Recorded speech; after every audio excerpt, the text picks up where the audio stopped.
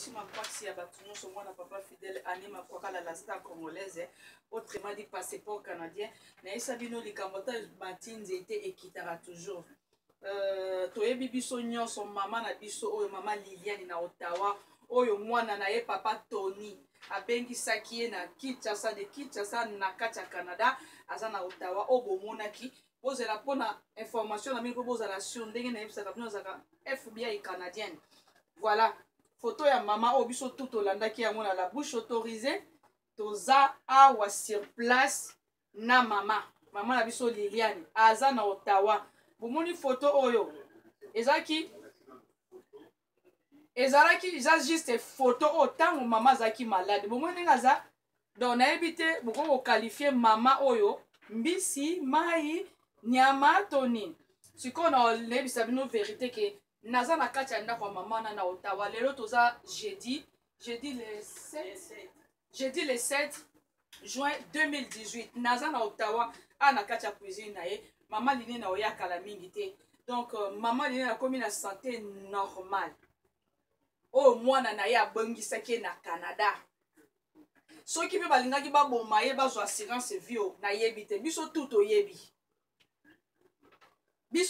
toyebi toza wana famille makwakala ya mami makwakala zali ya deo makwakala zali mais toza na kati ya ndako ya mama Liliane ya Clotilde na oyebi so likambo nayebi te soki mama Liliane akoya aloba te nga na obi aloba te aloba sima ezaka introduction nayebisaka bino nazaka FBI de la média congolaise mwana pa fidèle donc veut dire que na yaka koluka makambo na source botala mama na biso ndenge azalaki nzoka nde tozala famille tozalaka semeki na biso donc veut dire que grande sœur ya mwasi ya grand frère na nga ya kati penye veut dire ya kati nayebi te naobenga mama aoloba eloko te oyo ezaka intro même ça nous na sali intro apone na osala nyonso na nsima nayebi te soki mama Liliane na kokoya mama limbisanga na otelemisa yo mais ezaka apona oui nalakisi les deux photos mama Liliane ye yo apesa bino mbote mama est-ce que photo yo pende eza yo ya solo ezali ngai mama na ngai ezali ngai mais siko ndenge okomi awa na ndenge na kokomi lelo bozia na bendango mama Liliane ye mama pesa nanu mbote puis oloba mwa liloba parce que bana Congo bazaka mingi kotia tembe trop napesi bino nyonso mbote bana na ngai nga mama Liliane Bisherera omoni photo na ngai na ntango nabelaki nazalaki na koma nzambe nango nga nasambelaka akoki kotika mwana na ye te otala siko sante nga nakomi nango boye nde nga nautaka Kinshasa me nakomaka skelete vivante na ndako ya mwana. Merci. Donc, on est allé à intro. La star congolaise, autrement dit, passeport canadien.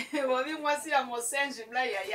na kotaka. Ngai, na kokota tina kati. Donc, veut dire que toza penza la cuisine ya mama na biso, mama Liliane.